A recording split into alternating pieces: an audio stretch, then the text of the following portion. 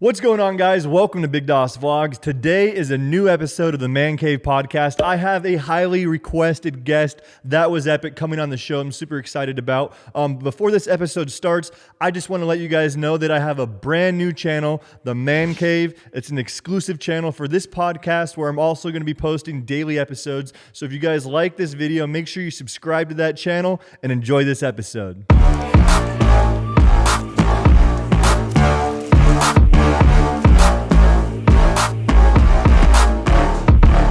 What up, guys? Welcome to the Man Cave podcast. I am here today with a very special guest, Juan Carlos Gonzalez, aka ThatWasEpic. What's going on, man? What's going on, bro? How you doing? Pretty good, man. Thank you for having me.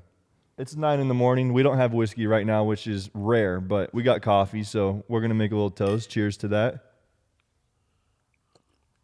Funny thing is, I thought you were going to have whiskey, and I thought we were going to have to lie to the viewers about what time it was. I mean, I got whiskey if you need it. Irish cream, or what's it called? A little Irish cream. Yeah. This is, everyone's been asking me for this episode. Every time I put out a podcast. ThatWasEpic. We need ThatWasEpic. I can't imagine why. So, I mean, it's just crazy thinking about everything that we've been through together. Every time that I think about it, it's just insane. And the crazy thing is, people don't know that we were childhood friends. We've known each other since we were 10 years old, right? I think since like 05 or 06 or something. Yeah, whenever like you moved 14. into the neighborhood, Forest Hills. Yeah, it's been like 13 or 14 years now. It's crazy because I remember the day that you moved in so vividly, because in our neighborhood, there's not a lot of kids. And there was me, my brother, and my neighbor from across the street who's a lot younger than me. And we would always hang out. It was a really small neighborhood, and it's mostly just like older people. And one day we were just riding our scooters, little Razor scooters, and we go to the like top of the hill because the neighborhood was on a hill, and there's two cul-de-sacs that kind of drop down, and you can kind of see down into each cul-de-sac. So we're cruising, scooter gang, and I look down and I see like 10 kids playing in the cul-de-sac, and I was like, oh my God, because I knew that house had just been sold. I was like, no way. So we mobbed down the hill in our little Razor scooters. You guys have like all these like, I still remember you have like the Razor bike ramps or the skateboarding ramps, like those black ones. Yeah. And you guys are shooting hoops, having a great time. And I was like, oh my God, this is crazy. And I went and I introduced myself, and you guys are super nice. And it was the best day of my life. And we became best friends instantly. Before you introduced yourself, remember? I had never even met you. We'd never even talked to each other or anything yet. Uh-huh. And I see you at the top of the hill, you and Landon. Uh-huh. I see you guys coming down on your scooters, and you just hit that ramp without even saying hi. No without way. saying anything. Actually? You were at the top of the hill before we introduced ourselves. You came down the hill, just hit my ramp, went flying. You don't remember this? No, I don't You fell on your back, instantly got up, grabbed the basketball, and then went to dunk on the neighbor across the street, remember? And you dunked on his hoop. And the hoop fell. Pulled his hoop I over, rememed that. And then you rolled out of the way I before the hoop hit you in the face. And then you were like, hi, I'm Dawson. I knew right then and there. That I was a jackass. That's so funny. I don't remember the scooter part, but I do remember dunking on the hoop, and it's like going back and forth. I look up, it's coming down right. The rim's about to hit me right in the head, and I just roll out of the way. I did all that before I introduced myself. Yeah, you guys came in on scooters, rolled down, and maybe you were trying to look cool. What a showboat I was. I'm like, oh man, all these new kids in the neighborhood, I just got to show off. I was like, I'm about to pull off this stunt of the century, because that was right around the time when I first saw Jackass, which was the inspiration to everything that I do, everything that we did. And I probably was just like, I just got to do some crazy shit and impress these kids, and we'll be friends. And it worked. Yeah. Oh. So I believe that was, you moved in the summer, and I believe that was the summer going into 6th grade, right? You only went to Regency Place for 1 year? 1 year. And so you move in, we become best friends, we start hanging out every day, playing outside. All the kids these days, you guys stay indoors, you play games. It's not cool. Play outside, get outside. That's all we did. And I remember the day that I found out that we were in the same class in 6th grade. My mom called me. She's like, hey, I just went and checked the sheet outside that they post like on the window, which is super old school. They used to post the sheets on the windows of the school to say which class you're in. Yeah. And it's like, you and Juan are in the same class together, and your new neighbor friend. I was like, yeah! Weren't we even Miss sitting Roberts by each other at one point? Yeah. And then they figured out that we were going to be trouble. They had to separate Yeah. us. And I just remember, I was thinking this morning about all the crazy stories that we have, because you're only my neighbor for, 3 years, right? Yeah, three short years. And then you moved to Mexico, which we'll dive into here in a bit.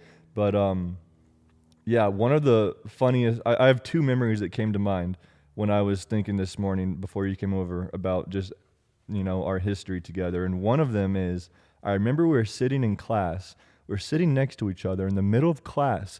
You pull out the tip of a bow and arrow, like a sharp one that has like 5 blades coming out of it, and you just start carving into your desk. I was like, dude, what are you doing? You're like, bro, I found this in your driveway before school. It was your dad's. It was my dad's, because my dad hunts, and he had, for some reason, the tip of one of his arrows came off and was just sitting in the driveway.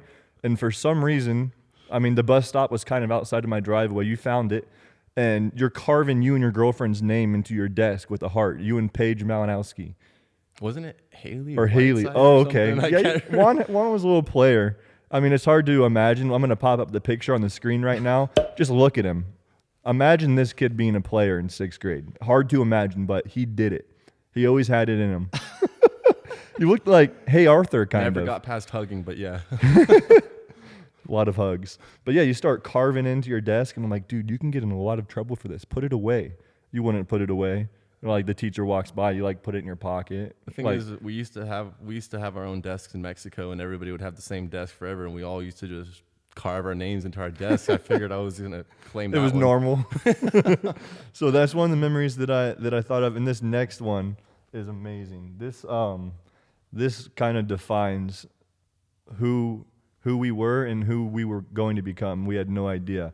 I remember one morning, it was a cold winter morning. It was one of those days where you're hoping that it's going to be a snow day, and then they end up having school. And your sister, Carla, rings our doorbell at about 8 o'clock in the morning, 8:15 in the morning. And I was like, what the heck? Wait, my mom answered the door. Hey, it's Carla. She said that she needs a glass of hot water. I was like, what? She comes into the kitchen because she didn't want to go to your parents' house because she knew you'd get in trouble. Juan has his tongue stuck to the pole at the bus stop. I need some hot water. And so we get hot water. I'm like, oh, this is awesome. And I go up with you, and you're out there, and the bus is sitting there waiting, and you're just outside the bus with your tongue stuck to the pole. You can't even get on the bus. All the kids inside the bus are just laughing at you. And we run up, we pour the hot water on the pole, and your tongue slides. It doesn't come right off. It took a piece of your tongue with it. Yeah. We had to push you off a little bit. Yeah, I was also embarrassed and kind of trying to rush everything. So before we were able to fully you're supposed to do it slowly, pour the water off and slowly pull it off. And I couldn't handle it, so I just kind of ripped. I tugged, and There was a tip of my tongue. There was a pretty good sized chunk of your tongue on the pole. Good thing that your tongue grows back so fast. So I didn't know that until I learned it by hard experience. Yeah, and this was in 7th grade, I want to say. Yeah. And I thought that you were the shit. Everyone was talking about it at school.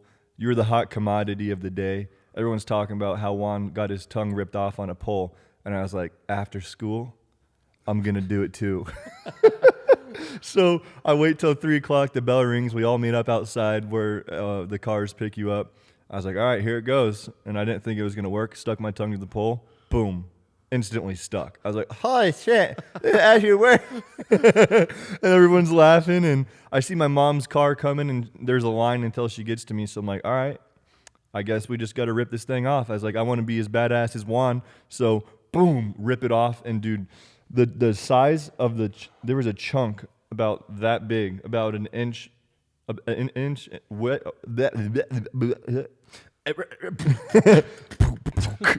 inch wide, about an inch tall, just like a square piece of my tongue sitting there, which was awesome. So pretty much ever since then, we've been gaining attention by making fools of ourselves. Pretty much, yeah. So there's old video clips of us because you were a huge Bam Margera fan. Yeah, Viva La Bam. That's You loved that shit. And I loved Steve-O and Johnny Knoxville. Yeah. Those were my guys. So we kind of teamed up and we started making home Jackass videos. I still have some of the tapes, Jackass Jr.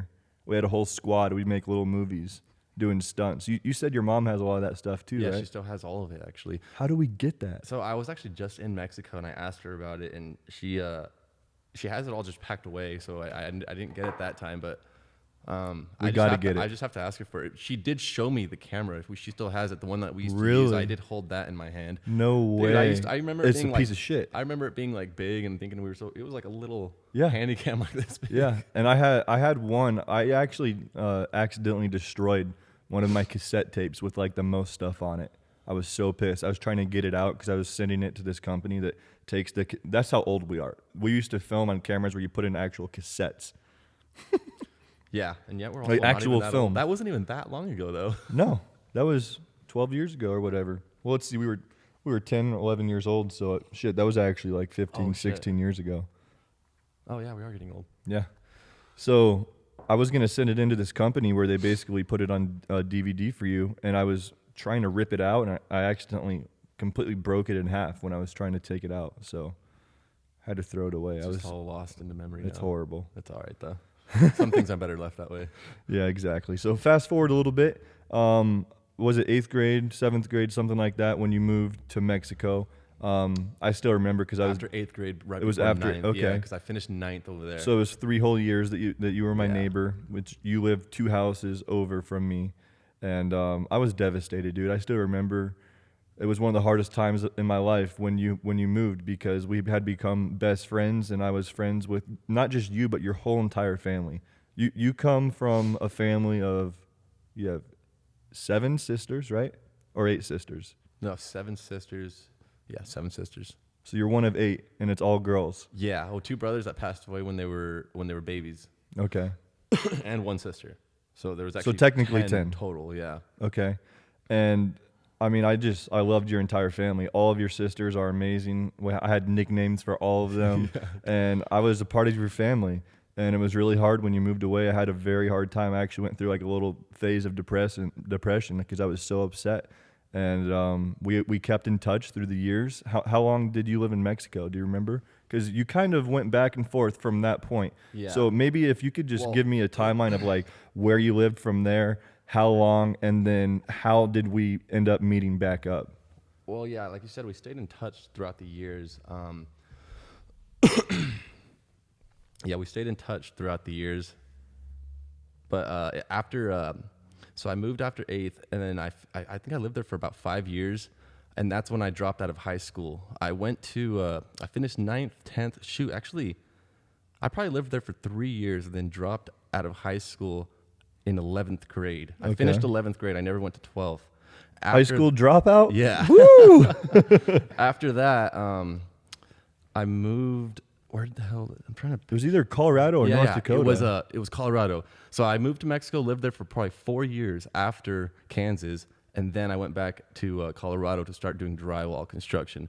Okay. And then, Why Colorado? That's where my dad was at the time. Okay. So And your dad he's a big construction guru. He's always Yeah. moving to wherever the hottest, newest city is at. Yeah, and right now he's actually back in Denver again. Wow. So after Denver, I moved. Then that's when I moved to North Dakota, got into the oil fields, truck driving. Crazy. And So what made you get into the oil fields? I'm just trying to take this one step at a time because it's so interesting, all of the different like jobs that you've had leading up to YouTube. So why did you move to North Dakota to drive trucks? Like how did that come about? That's where it was like in 2011, right before the oil field peaked.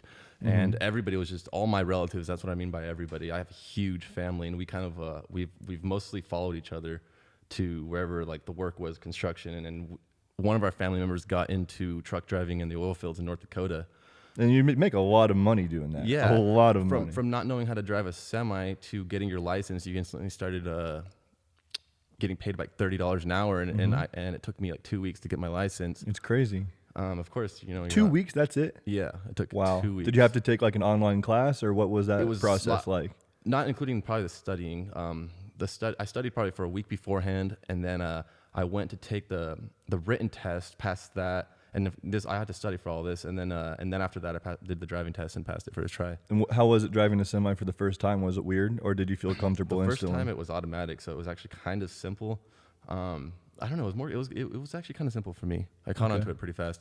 I mean, you grew up with you know, you can't compare an ATV to a semi, but you grew up with a lot of toys and machinery in Mexico, doing all that kind of stuff. So I'm sure it was just secondhand nature to you. Yeah. It's easier to drive a stick shift semi than a car to me, probably. Just Really? Because you don't have to push the clutch into to shift. Wow. So How long did you do that for? Probably 3 years, and then I went back to construction after the oil field tanked. Okay. Went back. The to oil construction. fields tanked. Yeah, they tanked I got there at the end. I moved to North Dakota around 2011 and was there for the peak around 2012, and then 2013 I think it started going down. Okay. Because I remember I was gonna move up there with you, and I was gonna drive. Thank God you didn't. Because we had been friends the whole time. We had stayed in touch. I went and I stayed with you in Colorado when you were there, and we kept our relationship going. And I remember at the time that you were in North Dakota, when you were making a bunch of money in the oil fields, I was in a weird point in my life because I had just flunked out of community college 2 semesters in a row, and I wanted to move to Arizona because I wanted to go to a music school here because I wanted to be a producer, and it cost $18,000 because it was like a trade school. So it was 10 months long, 18 grand, and I couldn't afford it. I had no money. So you're like, come up to North Dakota and we'll make you some money. I was like, all right, I'm down. We had this whole plan where I was going to move to North Dakota and drive oil trucks with you. Can you imagine that story? I wonder what would have happened, Probably a lot of shit. Probably. I mean, I still feel like it was inevitable to get into YouTube, maybe it would have just prolonged that journey. Definitely. Because I think you still would have gotten into it. I mean, you were already doing it at that time. It just wasn't successful, right? Yeah, I mean, I was doing it not seriously. I was doing it more as a hobby at that time. I had probably 5 or 6 videos on my channel. DOS1923. Yeah. It wasn't even Big Dots TV that, yet. So you're up in the oil fields for 3 years, and where did you go from there? Did you go back to Mexico, back to Colorado? I'm trying to think about what happened before we ended up kind of meeting back up. And then after the oil fields, I went to Bismarck, North Dakota, which is like an hour away from the town I was driving in, and that's when my dad moved up there to start doing construction. So I went back to do construction with him because as the oil field started going down, and there was still like a job in it. I also personally had gotten sick of it and sick of living that life, showering once a week. So living out of a truck, eating gas station food. So I just it's not a healthy lifestyle. No, I would not at all. I'd probably be dead now if I kept going. Have a heart attack.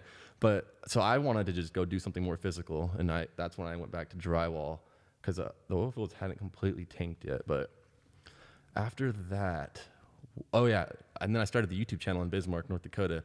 So let's get back to that. So I remember that you started in North Dakota, and why did we start? Because I know we had these conversations because I at that point had been living in Arizona for like 2 years, maybe one or 2 years.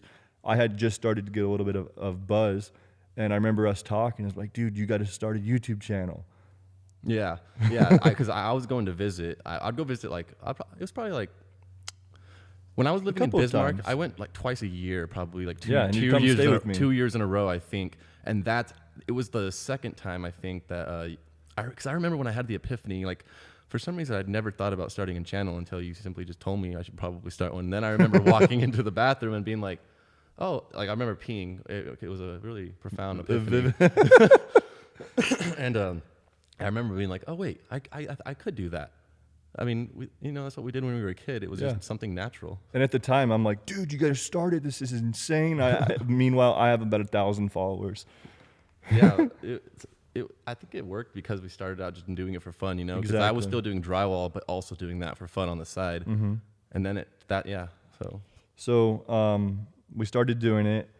About a year goes by. I'm in Arizona making videos. You're in North Dakota making videos, which that had to be so hard in North Dakota. There's not a lot of people there to begin with, so that had to be really challenging. I would work Monday through Saturday on drywall, like 7 to 5. So after work on 5, I would just take a pair of changing clothes and I would just put some clothes on and go get a scene or two. After 5, like every day, crazy. to Walmart's, go down to the little river. And it was able to work, Yeah. Gained like 10,000 subscribers off of that shout out that we did. Yeah, because you came out to Arizona. We drove to San Diego. Me, you, Cody, and Chris, all 4 of us in my tiny Camaro. We drove so much fun. to San Diego, made a video, and it was actually hitting on girls as different stereotypes was the first collaboration that we did. And yeah, I remember I was like, this is my buddy Juan, you know, he has a channel. And then we made a video for your channel. I shouted out that. Yeah. And then it's been pretty much history ever since. I remember you got me like 3,000 subs in like a day.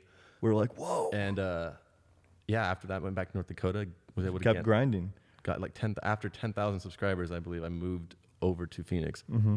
And that's the crazy thing about what people don't understand. They think that YouTube is just so easy to start and that we don't work hard or anything. And the only people that I know that are successful on YouTube are the hardest workers that I've ever met in my life. So you're working, you know, 10-hour days doing drywall. After that, you'd go and you'd get scenes at a grocery store, like you said, at a river area where there was people or whatever. Yeah. And you would it would take you probably a week to piece it together enough scenes to make a video. Yeah. And I was in the same boat. Me and Chris moved to Arizona together, and he had moved back when I was really getting the channel going. And I would go into grocery stores, and I would set up a camera on the shelf, and I would just stay in the frame and make videos that way. And I would drive around for hours and hours and hours, going to grocery stores by myself, putting a camera on the shelf and filming. I'd even go to college campuses. I'd set up a tripod, and I would just stay inside the frame because that's how hungry I was. That's how badly that's how badly I wanted to be successful, and I was willing to do whatever it would take. It would take me a week to make a video and film it by myself. You remember that Watch My Stuff prank, that first video we ever did for fun? That's what I don't even think it's up anymore, but it's not. That's what we were doing even then. You were setting the camera up, and then we'd both walk into the scene. It's insane. And now we have, you know, both of us have multiple camera guys who are amazing at what they do. And sometimes I got to take a step back and just realize, you know, how grateful I am for that, and to not take that for granted, because where we started, I mean, that was so much harder. Whenever I get down on myself or I feel like unmotivated or anything, I'm like, dude, just think about 7 years ago what you were doing, how bad you wanted this. This is a walk in the park. It was a fun journey. I've had fun along the way, but it's definitely like funner now. It is, because in the midst of it, it's like you got to work 12 hours a day to be successful. You can't have fun. I didn't lose a lot of friends, but a lot of my friendships and relationships definitely took a hit because of how focused I was on the work.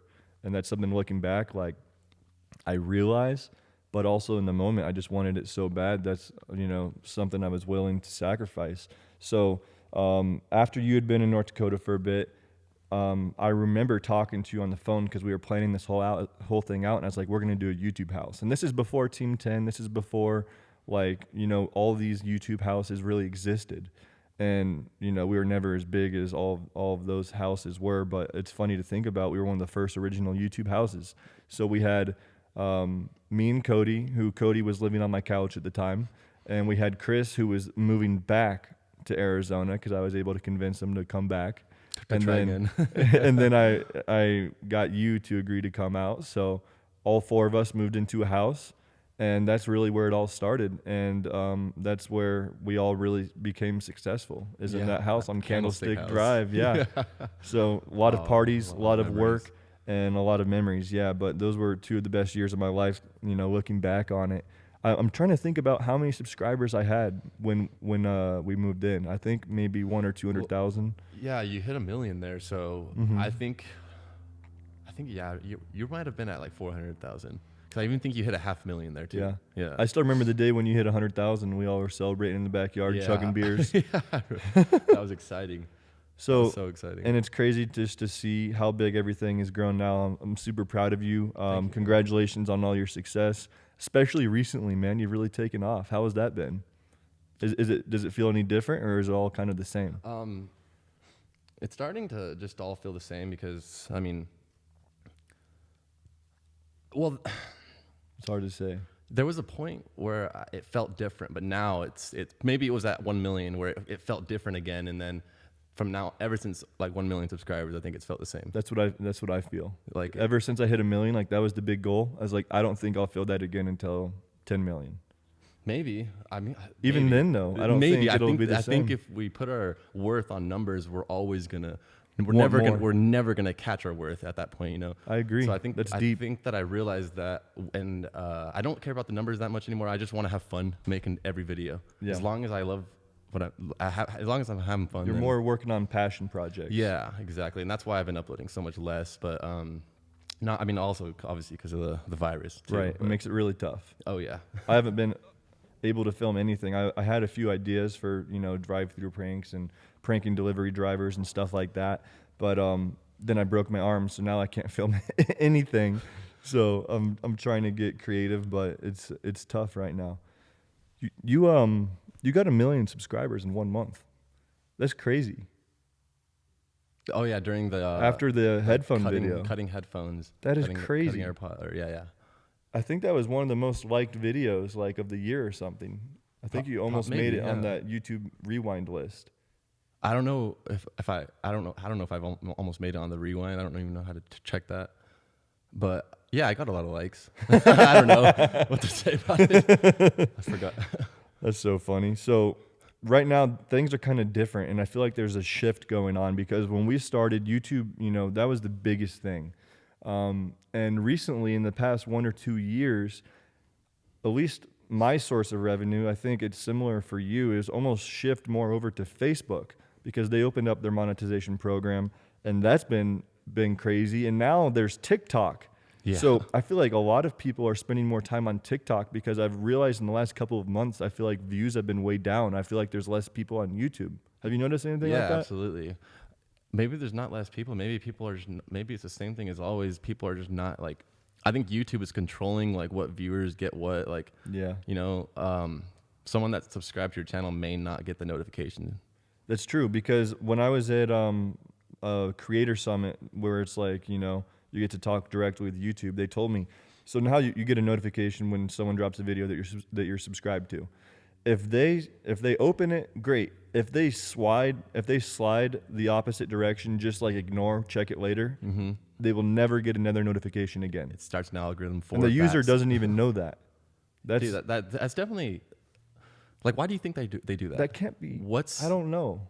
It's are they afraid of being annoying, or I don't know. do they just not want people to watch our videos? I feel like if I don't know, I think they're definitely making too harsh judgments off of one slide. Yeah, and they're being so strict on rules and regulations that a lot of people are moving off of YouTube. Do you see that Joe Rogan just signed an exclusive deal with Spotify? I did.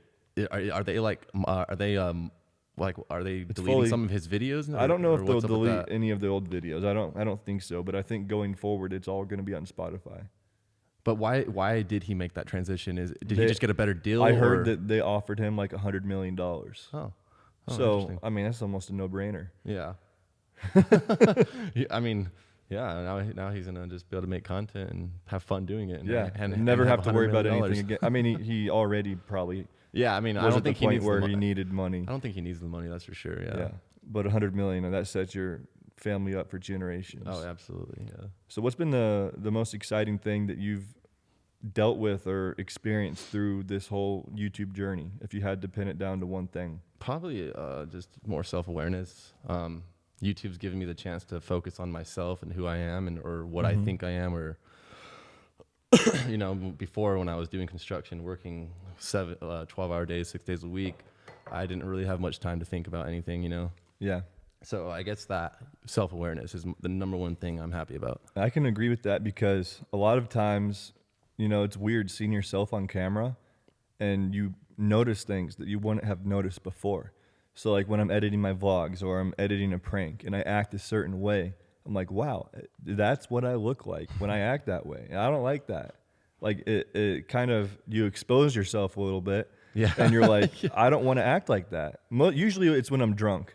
Yeah, dude, the drunk vlogs, so many classic drunk vlogs. I can't control my drunkenness. But when I'm watching back and I'm like, wow, cut that out of the video. That's embarrassing. I can't believe that I looked this way or acted this way. And it does help with your self-awareness because it's something that you wouldn't have seen before. Yeah. It's like you having a mirror on you all the time, Yeah. So it's a blessing, but it's also a curse because, sometimes you grow to to hate yourself a little bit, or you're too harsh on yourself, or you're too judgmental towards yourself. So you got to find a balance there, but it's definitely interesting. Yeah. You're sexy. I have to take a piss. Go for it. Is that allowed? Yes. It's actually at the perfect time. We'll take a quick commercial break, and we will be right back. This quick commercial break is being brought to you by DeWalt. Screw harder, faster, and last longer. Welcome back. I hope you guys enjoyed that short break and the commercial. So, Juan, how was the restroom? Surprisingly clean. Really? For a man You think cave, so? yes. Oh, thank you. I appreciate that. Especially since I only have one hand, I can't really clean it. So, I fooled you. I'm glad it looks clean. It's not. You have no idea what I've done in there. You don't want to know what I've done in there. I would actually shower when you get home. Dumping is allowed in there? Because that's what I'm You see assuming the sign you're on the talking wall? about. You see Yeah, the sign that said said, no I have a dumping. sign in there that said no dumping, $500 fine above the toilet. Anyways, so I just want to congratulate you on your recent engagement. Oh, thank you. Nora is an amazing girl. I'm super happy for you. Yeah. How's that been, being engaged? Dude, actually awesome. We met about 3.5 years ago at she went to ASU. I met her while I was doing a vlog, and You met her while doing the vlog. Yeah, That's vlog, incredible. That vlog is still up. Oh, and I remember everyone was commenting. They're Yeah. like, "Oh, bring Nora back. We love her." Yeah, that's when people. Yeah, we have like really similar teeth, or had. I think she has braces. She now, so- looks like the people from your town, because the people from your town all look similar, right? You guys all Yeah. have a certain look to you, and she fits in perfectly. She does. I remember all the comments saying, "Is that your sister? She looks just like you." And you know how people say you're kind of attracted to people that look similar to you. Yeah. That's why I'm attracted to extremely hot men with beards.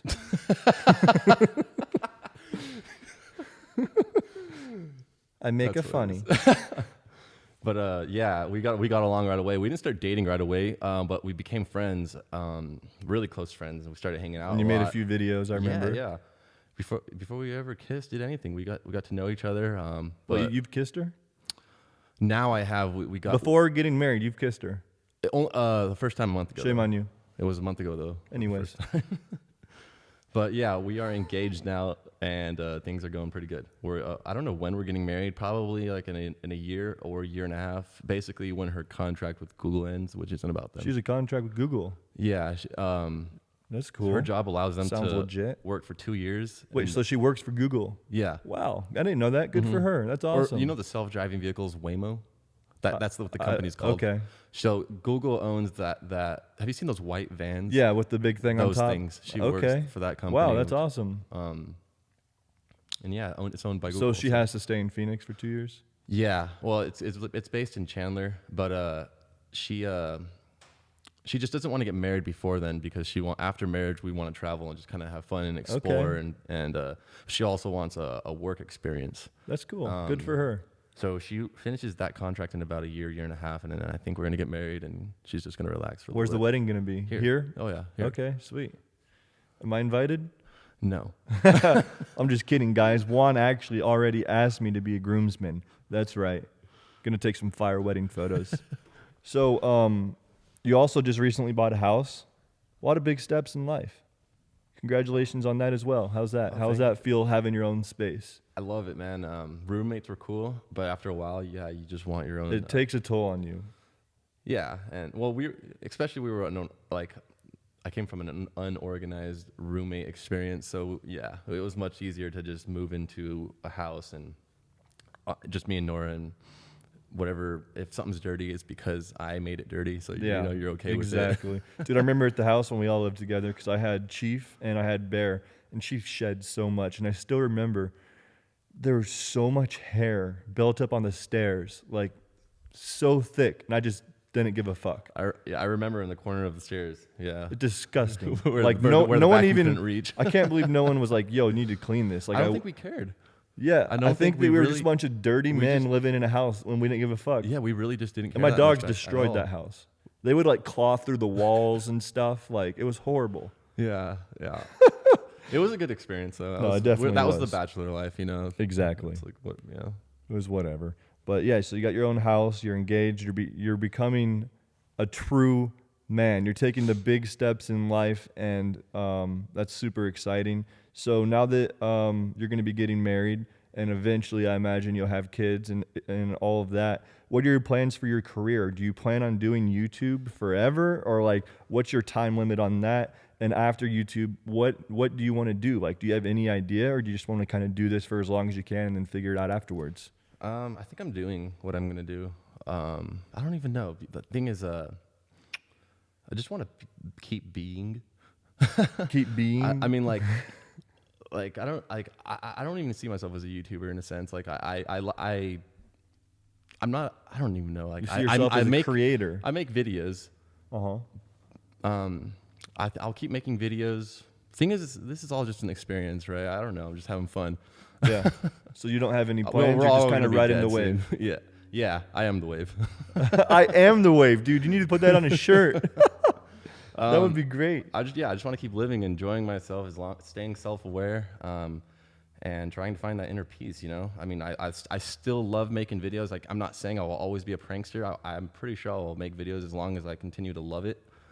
I'm getting into farming. I love that. I mean, I love the idea of owning land. You're getting into farming. Yeah. Tell me more about that. You're a farmer now? I kind of. I'm not a farmer, but I farm. Well, what the hell does that mean? No, I'm just kidding. I bought some land in Mexico, and we're currently clearing it right now, and we're gonna plant some pecan trees on it. Wow. And I think that's amazing. We're gonna start planting in like 6 months. So how do you clear land like that? Like, what kind of equipment do you need? How much manpower? Like, basically, what does that process look like? Well, basically, it's just as many tractors as you can afford. I think I just have one tractor out there right now. And just one guy and one tractor. Well, actually, I don't know how many guys are out there because I have my dad kind of helping me with all that. Okay. So he's trying to retire here soon. As soon as we get trees in, he's going to go down there and retire with the farm. And that's so cool. He's going to control that while I keep the that's money a good coming life. in. But yeah, right now I think we just have one big tractor out there, and it's just digging out the mesquites. We have just a bunch of mesquites are on the land right now, and they're pretty big mesquites. So the size of what's a mesquite? That's a kind of tree. Yeah, it's a type of tree. It's the best type of firewood you can get. So you can make one huge bonfire. We probably shouldn't give it away to the town. Okay. Let everybody just come and take what they can, and then burn the rest. There's going to be way too much. But yeah, it's full of mesquite right now. And we're going to pull all those out and get it all leveled, and probably just put a fence around it. That's a lot of work. How much land? It's 250 acres. Woo! So they say you're not a man if you don't own land. I guess so. That makes you one hell of a man. I am definitely trying to be a man, yeah. Whatever that means. So why pecan trees? Like, well, I mean, I don't even know. are you going to be, when I go to the mall during Christmas time and they have those nuts with all that cinnamon on it, there's going to be your nuts? That's going to be in my mouth? You're going to have my nuts in your mouth. And everyone really watching, they're all going to have your nuts in their mouth? When people ask me in the future how you got all your money, I'm going to say, these nuts. Well, that's really cool, dude. That's exciting stuff. It's good to have, diversify your income, especially outside YouTube and the internet, because you never really know what's going to happen. We rely on YouTube, and it's been great for seven years now since we started. So it's very steady, but at the same time, it's totally out of our hands. Yeah, that's true. I mean, I hope the internet's just the new economy. I think it will be. I think if that collapses, everything collapses, honestly. So I'm not worried about it, but it's always good to have, other stuff. Yeah, I think the internet is stronger than our economy right now. So, I mean, it looks more promising. And I think it's only going to get better. Right now, we've been in a transition process for about 10 years of everything moving from TV and cable to the internet. And as all these bigger companies start moving over little by little by little, eventually everything's going to be on the internet. In the next 20 years, when all these old farts die off that are running and that are the CEOs of, these big networks and cable and all that kind of stuff, everything's going to move to the internet. Think about it this way. You have a lot of little sisters, right? How old is the youngest one? Haley is 11. 11. Shit, she's 9. Man, I'm sorry. Does she watch TV ever, or does she use her computer and watch the internet? Dude, she watches TV on her phone. TV on her phone. Yeah. And like cable TV or like internet? No, TV? internet. Sorry, yeah, like Wi-Fi, like YouTube. Do you think she will ever watch cable TV in her life? I don't know if she knows what cable is, or maybe exactly. She, exactly. Yeah. So as this younger generation grows up, and as this older generation dies off, all the money that's in TV is all going to be moved over to the internet. True. Yeah. So there'd be room for everybody. Yeah, there's plenty of room. At least that's what I believe. I could be wrong, but I think it's a pretty accurate theory. I think the internet is like its own universe, and it's the size of a universe. There's infinite space on the internet. Wow, that's a cool way to think about it. Is there any special projects that you're working on, or any like special projects that you want to do, throughout the next couple of years? Any special projects? Like for me, when I hit 10 million subscribers, I want to take like a year break from YouTube and make a movie. Oh, okay. Nothing specific. One of my, I just want to travel. I want to make travel videos. Okay. Like cinematic stuff? Maybe informational. I want to travel to ancient sites. I'm obsessed with ancient history and ancient civilizations. Really? Yeah. What fascinates you about that? Their structures, like the leftover megalithic sites that we're totally mind fucked by. Do you think aliens built the pyramids? No, hell no. I think man did it. I don't know.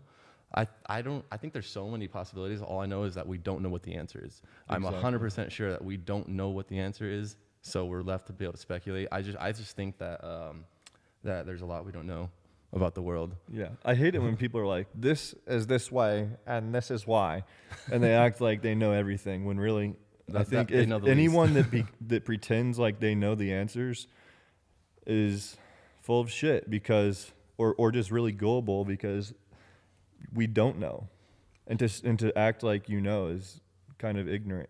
People that act like they know just kind of need to act like they know in order to try to convince themselves of something, Probably. Like talking too much is a sign of someone trying to convince themselves that what they're saying is real or true. Wow.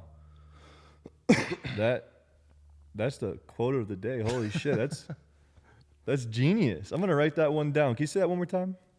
It came so naturally, I already forgot it. I'm just kidding. What was it?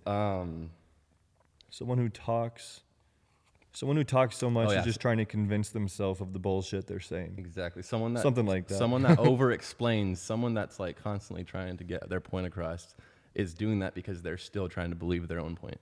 Wow. That's deep. You got any other quotes? I'm willing to learn today. How's your mom doing? Good, man. She just got to Denver. My dad has been in Denver for like the last couple of weeks, and my mom just got back to visit. Her birthday's coming up, and happy birthday, Natalia! Woo! So I'm going to Denver actually tomorrow. Oh wow! Tomorrow morning, flying over there to go spend time with her and my dad. You got a mask?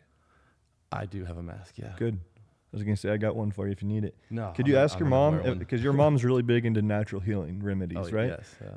Could you ask her for me if there's anything that I can do to help with my arm? Dude, absolutely. I'll ask. I'm sure she'll have something or some sort of drink that she can have me make. She will have something that maybe something for bones or it helps that'd be awesome. Heal faster. I don't know. She will have something and I'll bring it. Yeah, that would be incredible. Well, man, this has been real. I appreciate you coming on the show. Yeah, dude. Thank you so much for having me. I'm really happy we got to finally do this. Pound my ass, dog. On a camera? All right, guys. Thank you so much for watching. If you guys aren't already subscribed to Juan, then go ahead and exit out of this video and unsubscribe from me. I'm just kidding. If you guys aren't subscribed to Juan, make sure you click the link in the top of the description. Subscribe to him. Follow him on Instagram. ThatWasEpic11, correct? No, I got it changed to ThatWasEpic. Oh, you got the username. Yeah. Congrats. All right, ThatWasEpic. Make sure you guys hit him up. Thank you for coming on the show. I actually have a really special announcement. We actually started a new channel just for the Man Cave. So if you guys could also subscribe to the new channel, the Man Cave, I'll put that in the description as well. And I will see you guys in the next episode. Peace.